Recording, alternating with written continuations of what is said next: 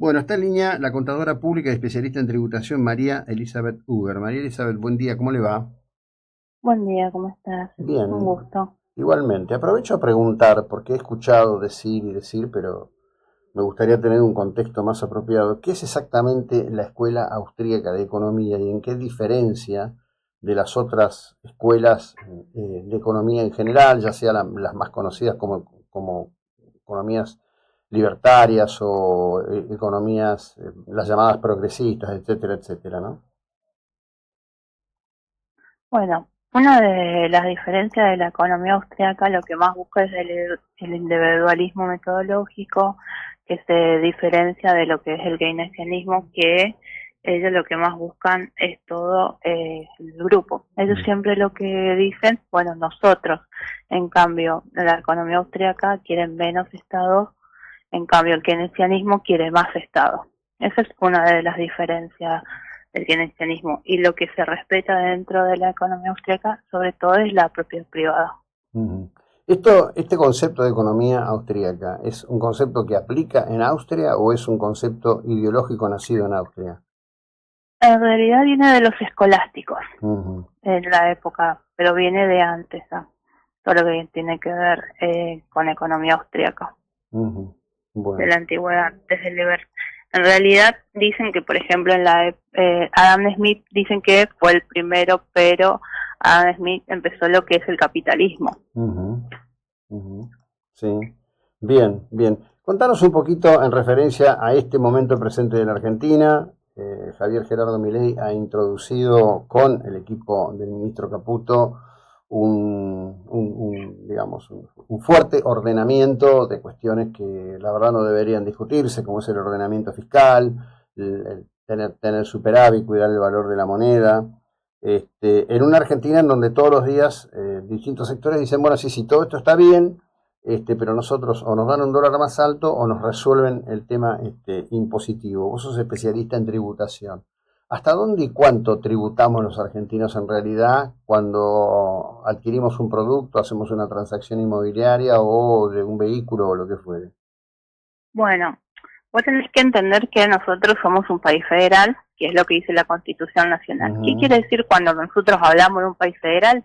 Nos dividimos en nación, provincia y municipio. ujú, Precisamente, la Constitución Nacional le da potestad tributaria. ¿Qué es la potestad tributaria?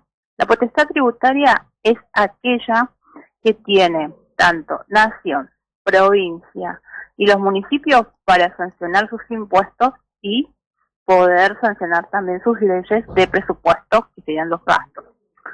El Estado tiene varias formas de poder financiarse.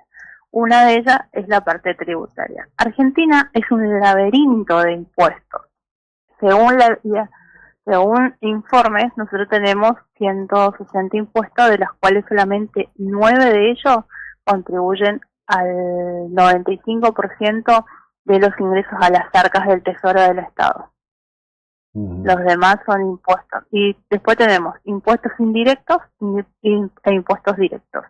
Los impuestos directos son aquellos que van directamente al a la persona, que es, por ejemplo, impuesto a las ganancias. No sé si las escuchaste, impuesto a las ganancias, Ujú, sí, por supuesto. impuesto al patrimonio. Y después tenés los impuestos indirectos, que esto va directamente a las personas, a los consumidores o a los de a pie, como los llamamos.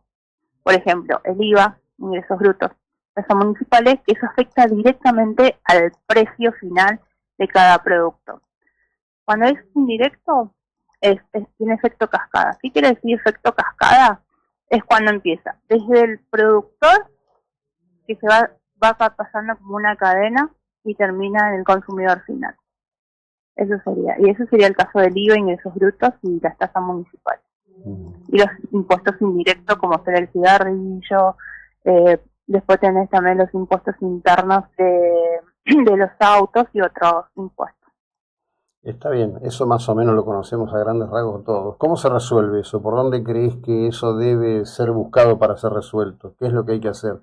Porque habría que tener, digamos, en un plano de resolución en cadena, en cascada, como decís vos, mucho recurso fiscal para poder hacer un ordenamiento que permita un salto sin desfinanciar el Estado, ¿no? Lo que pasa que, bueno, desde el punto de vista de la economía austríaca, vos tenés diferentes tipos. Vos tenés el minarquista, después tenés el liberal conservador, que eso se llama el liberalismo clásico, que no es tanto de economía austríaca, sino que es más liberalismo.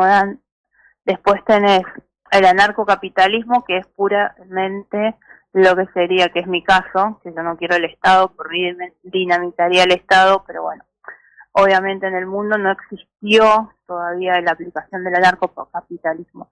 Yo creo que Javier Milei lo que quiere es reducir y que sea un Estado eficiente para que los argentinos no pagamos tantos impuestos y no tener tanta burocracia como tenemos en Argentina. En Argentina, vos, por ejemplo, para abrir una empresa tardaba 30 días, y tenías que presentar un montón de documentación. O, por ejemplo, un balance, una compañía o una pyme, tenía que presentar un balance en distintas, por ejemplo, en el banco, en Ajarca, y después en Arba, en distintas compañías tenías que entregar el balance. En lugar de hacerlo, subís a un lugar y que el ente que necesita el balance lo tome de ahí. Bueno, eso No pasa en general con todo el Estado, ¿no? El Estado tiene sí, toda tu documentación, y sin embargo todo el tiempo te está pidiendo que ratifiques tu propia documentación, con lo cual se genera un sobrecosto fenomenal. Bueno, bien. Te agradezco muchísimo, que tengas una linda jornada. Muy amable por tu tiempo. bueno, Hasta luego. muchas gracias, hasta Bueno, luego. seguimos nosotros. Esta era María Elizabeth Uber, que es muy activa en redes.